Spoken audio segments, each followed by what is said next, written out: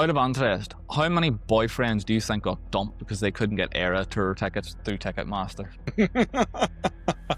Many. Yeah, I think there were probably some people who paid, I don't know, 20x, 30x just to appease. I'm sure it was a painful few months for some folks. So resale tickets didn't actually get delivered the way they should have been, or as many shouldn't have, but there wasn't the right amount of tickets released. Yeah, I mean, there were multiple problems with that on sale. I mean, it melted down at some point because people were trying to log in. Even if you weren't eligible to get access, people were trying. And that caused the whole service to just grind to a halt. And, when that happens and pressure has been applied to Ticketmaster in this case, like they don't really know with any confidence what kind of state things are in. They end up having to troll back over and claw things back and try and figure out if bots and bad actors came in and, grabbed all of the inventory. These tickets are just going on sale. Like I should have a really good chance of getting these seats. But the truth is, a whole chunk of the venue has been pre-allocated to brokers, has been given to third parties to try and mitigate some of the risk. The process that everyone goes through is so broken. And seeing things vanish onto the secondary market for 20x the price, and then having to explain to a significant other that, you tried your hardest, you had your multiple tabs open, you were in line for 6 hours. That's often not good enough. Doesn't matter how hard you try, there's always bots and people coming in to scoop these things up.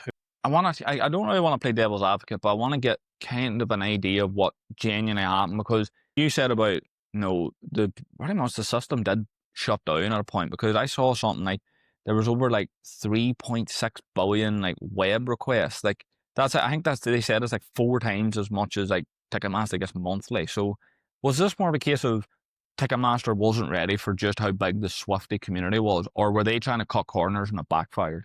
Yeah, I mean, I think there's probably a little from column A and a little from column B. It's kind of like the first car I had out of university was this terrible Ford Fiesta that used to whistle when you went above 65 miles an hour, like the wing mirrors used to whistle. And it's as if you try and throw that car into a race and try and make it go 200 miles an hour. Like you can put a bigger engine in it, you can try your best, but it's just going to fall apart in some weird and wonderful way. Like some part of this whole thing is just not set up to deal with the pressure it's been put under, so it's just going to fall apart. And that's what happens with all of these vendors. Like you see it with the Switch 2 on sale. Best Buy falls over, then Walmart falls over, then all of these companies should expect a wave of traffic, but there's some lack of preparedness. There's a lack of ability or desire to solve those gnarly distributed systems problems, and then there's just not willing to scale things up to meet those peaks because it's going to be too expensive. I mean, I think in Ticketmaster's case, when questions are getting asked about whether the company should be broken up, you probably should have spent more money. But I'm sure there's some calculus that goes on in all of these companies' heads about how much do we scale to meet this peak. This is again unprecedented peak too. I don't know if you've heard about Taylor Swift and on her boyfriend's podcast and stuff, and they released a clip a week before the episode, just showing that she was on it. It's a 10-second clip, and their New Heights TikTok account got taken down because there was too much traffic. Their Instagram got logged out of, and none of them could get back in. I'm nearly sure that their Twitter page was broken. So if you went on their Twitter page, you got logged out of X completely. No one could handle it.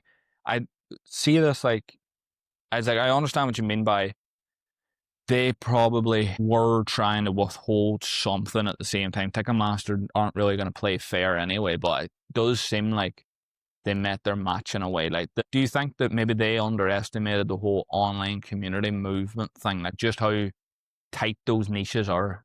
Yeah, I mean, they definitely underestimated how many people were just going to show up who weren't in the pre-sale, because I think that's what caused the 4 billion requests. They got a good chunk of those were people just trying to sign up, trying to sign in, even though they know they're not on the pre-sale list. So that's definitely part of it. But I mean, there are definitely things that you can try and do to mitigate these things. You can recognize when a spike is happening and try and fall back to some other experience that's less expensive.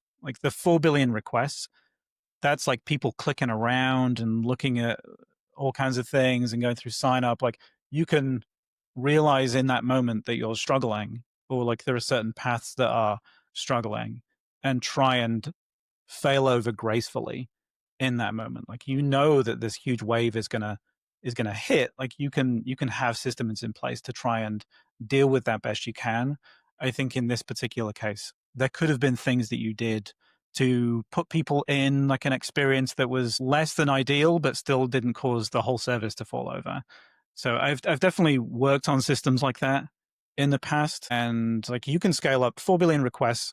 Sounds like a crazy number, but like Optimizely during peak probably would see that kind of traffic volumes. Like it's not unusual to see that kind of traffic for these large vendors. So you can deal with it. You just have to build it to accommodate stuff like that. There are obviously some good that came from this. I mean, I personally didn't do any research on this because I wanted to hear it fresh from you, because I know that the Swifties caused that much noise and that much hassle that there's now policies around antitrust and ticketing, isn't there? Can you go through and like, because this is what I mean by people have probably seen the controversy and like, oh, this is quite funny, but not realize these people have made a serious impact on like ticketing now.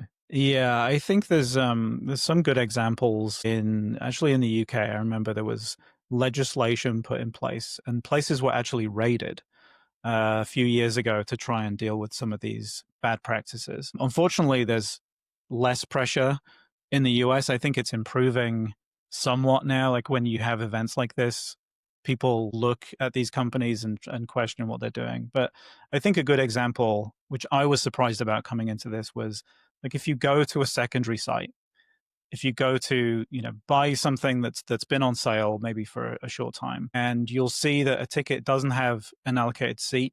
Maybe it has a section, maybe it doesn't have a section, it has a price and a rough area that it's in. That's often because the person doesn't own that seat, right? They're going to try and backfill before the event actually happens. So they're trying to just arbitrage on a seat that they don't own yet. That's not, I believe that's not legal to do in the UK now, but you can do it here just fine. So you can tie up the system, you can cause it to stumble and fall over whilst you're selling things that you don't own on the secondary market for like 10x the price. And that's terrible. And we've definitely seen, I think Adele tried to put in place a system where if she saw things going on sale in the secondary market, try to claw those things back. Like you can only sell these things at face value. The problem with that was like some of these tickets don't even have the seat number attached to them. So how can I possibly claw it back if I don't know which seat is on sale? So I think doing things like that can limit the blast radius, can limit how painful this stuff is. There's not enough pressure, honestly. I think there's still some bad practices in there that cause people significant pain. I think bots, they're a real problem now. I think with the tooling that people have now, they're only going to get worse. It's easier and easier to get over whatever barriers you put in place, the captures, all of those things. They're only going to get easier to solve. And a lot of these vendors just don't have the capacity to get their arms around the problems. I don't know. I feel like that's going to get worse for sure. Like we've tried to build into the system like ways of recognizing real users versus the bots and bad actors. But for a vendor who's like a small sneaker company that gets 1 million people showing up on launch day, like there's no way they can deal with that kind of problem. That's kind of what Ticketmaster tried to put down in their statement. But the only thing that's a problem with this is, like you said, like a smaller company would have issues identifying the bots. Ticketmaster isn't small. Ticketmaster's a monopoly. They have the resources. Plus, I do think this is just a way for them trying to cover their own back of, we tried to cheat you out of tickets. We didn't realize how many of you there was, so we put it down as bots. Like, how much truth is there in that bot scandal, or is that just their PR team saying, look, listen, we fucked up. We tried to do something that didn't work? I mean, it's probably automated traffic causing some problems, but to not expect that's true is like, that's not okay. Like, that's going to happen, right? You've created an enormous incentive. People are going to be able to sell these tickets for like 100x the ticket price. Like there's a huge incentive to try and get these things. So you have to expect it. And yeah, I think for someone like a Ticketmaster, an understanding of like, this is not necessarily a tech company. Like there's no real strong incentive for them to move the platform forward. So that's where they find themselves, right? They find themselves having like glued a bunch of stuff together, having a bunch of stuff that was written 15, 20 years ago that's still critical in some way, and trying to dig yourself out of that hole takes an enormous amount of effort. And like, is there an incentive for them to take that on? Like, one of the things that frustrated me about joining Ticketmaster was this was at the start of the pandemic. Everything shut down. Like, there was no people, like zero people booking tickets for anything. That would have been a perfect opportunity to go in and make some improvements, right? Like fix some things up, because there's no water going through the pipes right now. That's not the approach they took. So I think there has to be an incentive for these platforms to move forward. There has to be competition, because without competition, you can let a 20-year-old system, creak along. I think when you get some new players on the market and you get some competition, that's when you start seeing an attempt at innovation and trying to clear up some of these issues.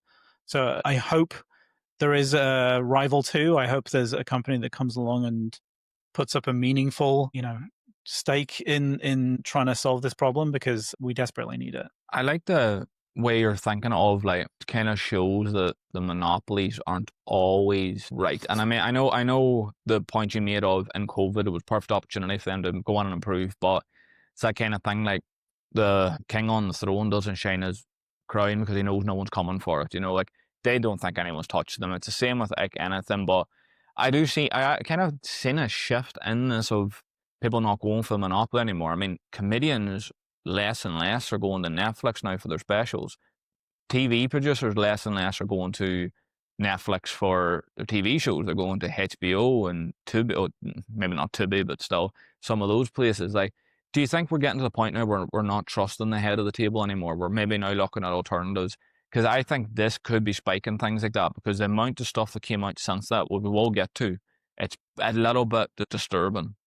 I mean, I think if you are choosing a Netflix, if you're choosing like a large incumbent, like you're choosing Stripe, but you're coming from a place of like, this is the best possible solution to the problem I have, great. But as soon as it stops being, as soon as like someone comes with something that's better, or like maybe that platform starts to have all kinds of issues, maybe they're pricing people out of the market, like any kind of problem is, I think, it makes it more likely to be solved if there's just any kind of competition. I think any area you see just no competition whatsoever is probably one that's stalling, because there's just no incentive. So I definitely think competition is healthy. It doesn't necessarily mean that the platforms that they're competing against are bad, but I think if there's a group of people going after a particular category, there's probably something there that needs fixing. So yeah, competition is always healthy, and any areas where you have just one company having 80-90% market share, I feel like it's gonna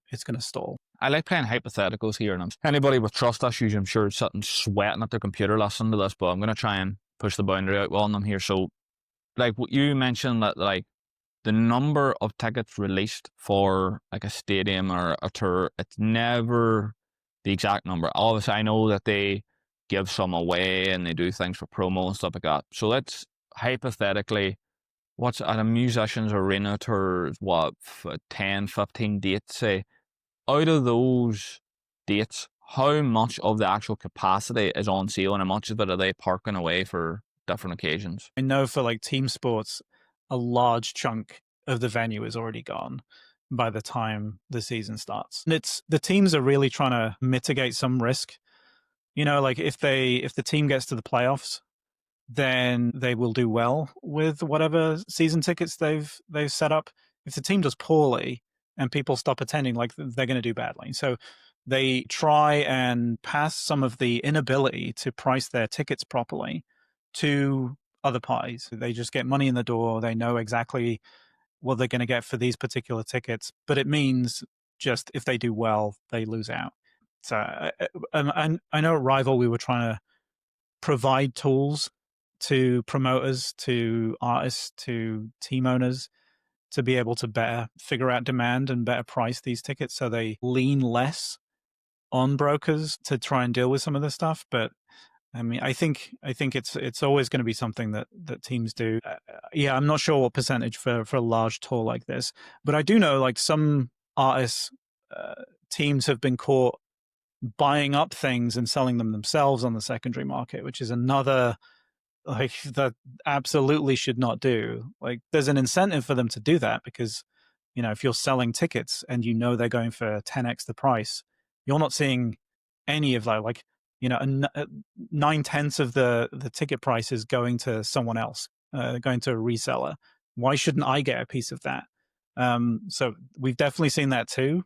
We've definitely seen certain artists trying to do like dynamic pricing where they will, like anything else, like flights, like cabs, they'll just bump the price based on demand. But then there's a feeling like, I can't go see Springsteen because his tickets are $2,000. Like, what is that about?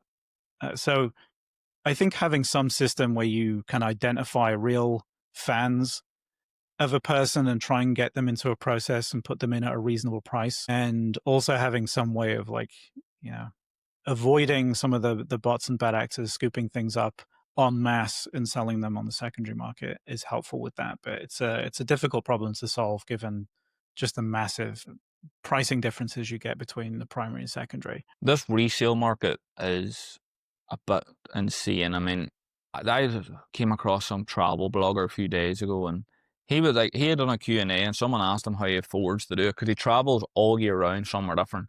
And he had explained this thing he does, and I think this is like, I feel bad for the people who are genuinely struggling and want to go see their team play, because he says that at the start of the year, he'll buy like 5 to 10 seats at playoff basketball and football teams and never goes. He just sells the tickets, like the season ticket, at like for different points in the year and stuff. Like I think he said that like in like the last 2 years he's been in America twice. Like, he's not even in the country, and he's just, that's how he's making a living. I think that things like that is, surely there's bound to be a system that can see somebody is buying, the same person is buying tickets at different teams, different cities for the same like season. Surely they can't be in 7 different places at once. Like I know you said about during COVID, Ticketmaster failed to improve any systems, but is there not something that can be put in place even outside of the ticketing system that can change this? Because surely like they want to be on the public's good side. I think there's stuff you can do around making sure that the people turning up are the people who bought the ticket. I think if you've done that before, if you buy a season ticket for one event, let's say, like it's got someone else's name on it. You're turning up to the venue as someone else. But then you get down the path of like, how do you verify that you are that person as you go through a venue? Like you can think through like ways of doing that, but like it's going to slow down lines. It's going to cause some people some problems. But I think that's definitely a way that like, if you can identify people as they come through, then you can make sure that, someone isn't buying up 10 season tickets and they're just selling them off. The other part of it is like, do the teams care about it? Like they just sold that season ticket. They just sold 10 to the same person. Like they just did that with a larger block of seats to a broker somewhere. It's exactly the same thing. Like they know they're going to get the money for those seats. Do they really care if no one sits in them? Like they should, but I'm not sure they have a strong enough incentive to do the right thing there.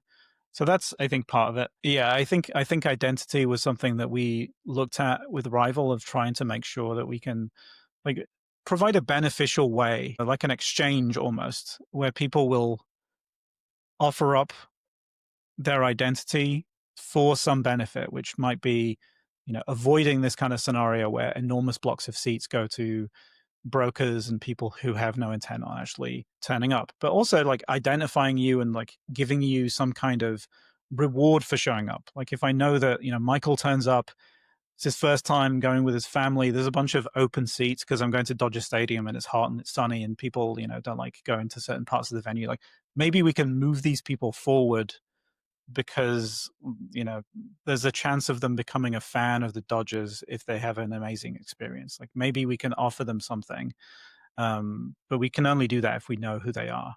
So I think there's stuff you can do, but But again, I don't see a strong enough incentive for them to be done, sadly. Do you think Ticketmaster survives this decade?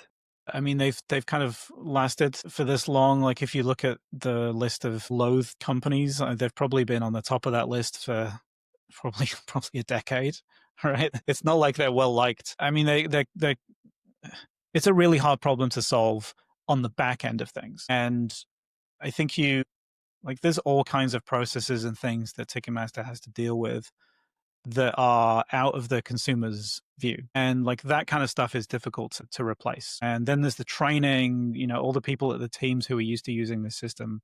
There's the contracts that are like 5-10 years contracts with some of these teams. Like, it's difficult to try and replace someone like that. I think trying to find a way in at some of these teams and providing a real benefit. Rival was going after a small number of teams at the higher end with the intent of showing an enormous benefit to having a platform that's built using modern tech that can do things like provide you an experience by moving you forward, by checking identity and doing all those things. And I think once you drive a wedge in there, it's a very close-knit group, the team owners and the people who own these venues.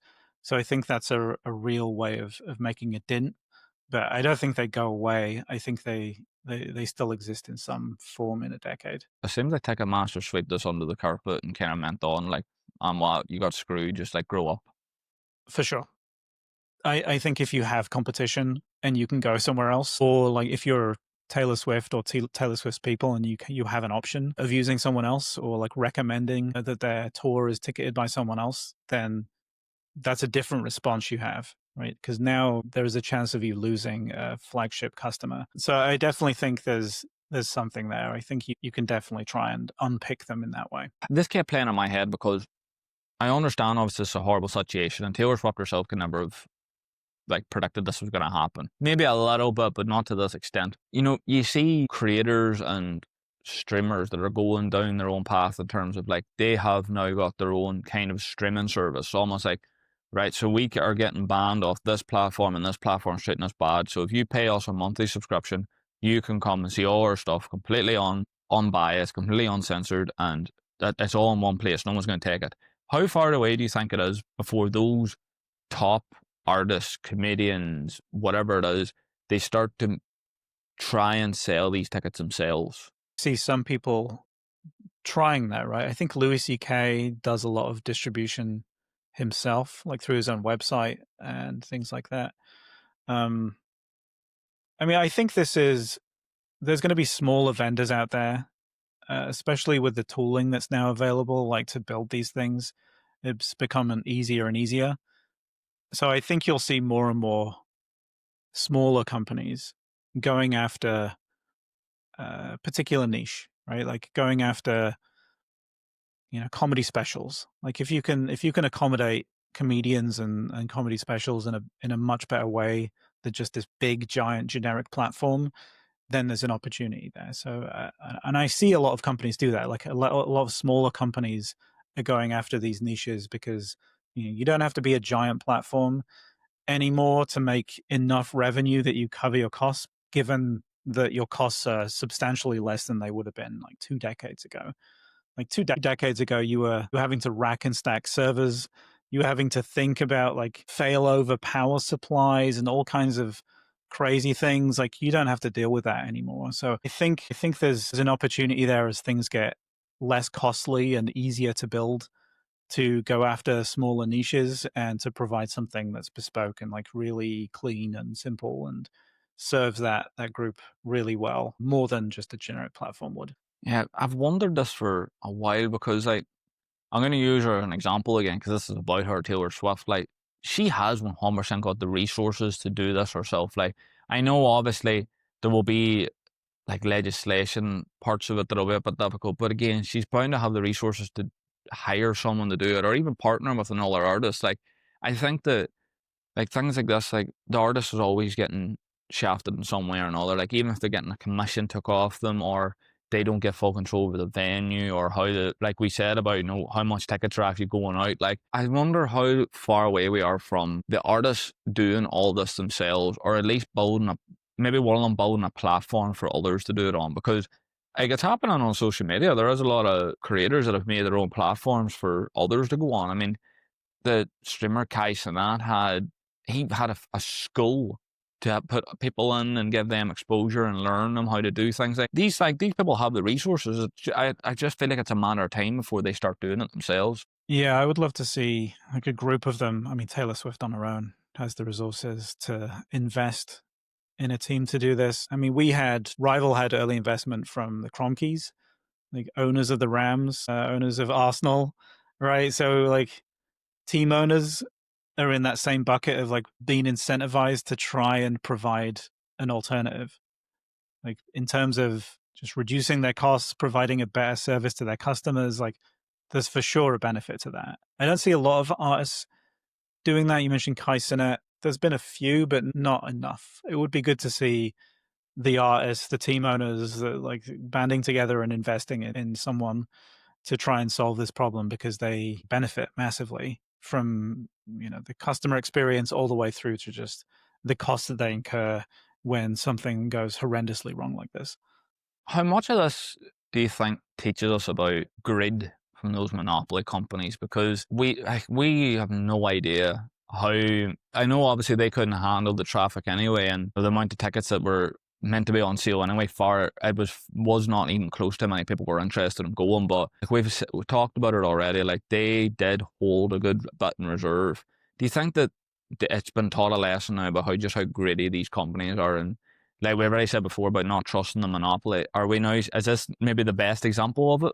Yeah, I mean, I think the trust, certainly here, like the trust in large companies is low. I think you see that a lot, like the idea that these companies are, like they're in the extraction phase of their life cycles, right? Like they innovated at some point, maybe a couple of decades ago, and now they're in the point of just squeezing the life out of these things best they can. And yeah, I think people should be less trusting of a company that is in that phase. I think you know, I mean, that's the whole goal of this. I think, you know, seeing this from the point of like Silicon Valley companies and the way that these are set up, like they try and speed run their way to being a monopoly, right? Like do whatever you can, like burn the houses down just to get to a monopoly, like get Uber to be a monopoly, and then we can like bump the prices and we can do all other things. Like that's the model that they're going after. And I don't think it necessarily serves the customer.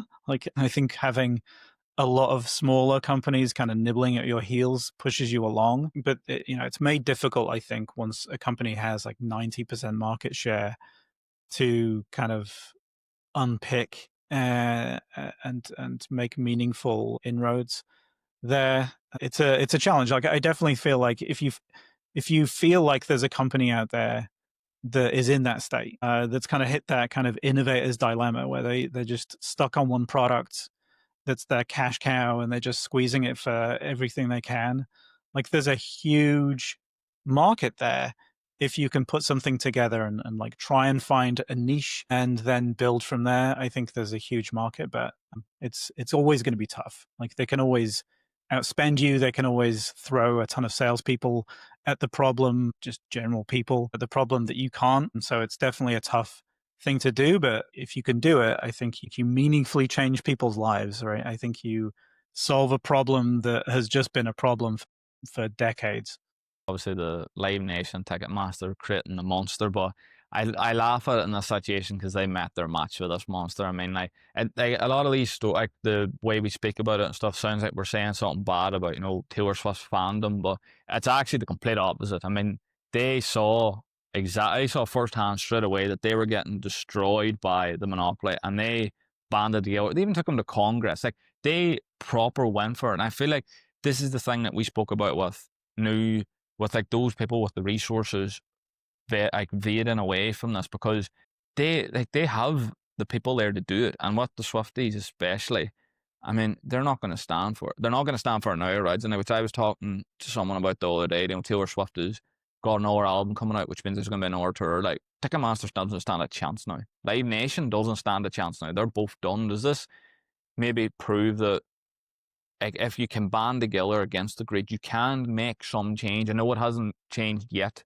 But I imagine in the next 5 years there is going to be legislation now against this again. Yeah, I think you're right. I think the pressure from such a large vocal group only helps.